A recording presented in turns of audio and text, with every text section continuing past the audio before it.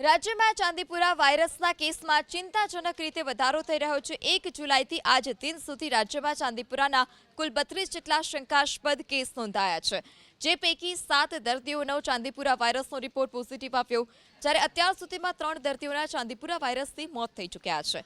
ચાંદીપુરા વાયરસના નોંધાયેલા 32 શંકાસ્પદ કેસ પૈકી 23 દર્દીઓના રિપોર્ટ આવ્યા, જ્યારે હજુ પણ 9 દર્દીઓના રિપોર્ટની રાહ જોવાઈ રહી છે। 32 પૈકી 20 દર્દીઓ હાલ હોસ્પિટલમાં સારવાર હેઠળ છે, જ્યારે 2 દર્દીઓ સાજા થતા તેઓને હોસ્પિટલમાંથી રજા આપી દેવામાં આવી। મેઘરજ તાલુકાની 2 વર્ષની બાળકીને ચાંદીપુરાના શંકાસ્પદ લક્ષણો દેખાતા તેને પણ સારવાર માટે હિંમતનગર સિવિલ હોસ્પિટલ ખસેડાઈ છે।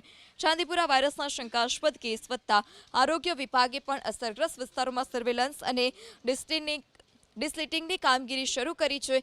ચાંદીપુરા વાયરસથી બાળકોને સુરક્ષિત રાખવા માટે ઇન્ડિયન મેડિકલ એસોસિએશને પણ જાગૃતિ અભિયાન શરૂ કર્યું છે। આ સાથે જ સેન્ડફ્લાય માખીના ઉત્પન્ન સ્થળોનો નાશ કરવા અને કોઈપણ શંકાસ્પદ લક્ષણ જણાય તો તાત્કાલિક તબીબી સલાહ લેવા પણ કહેવામાં આવ્યું।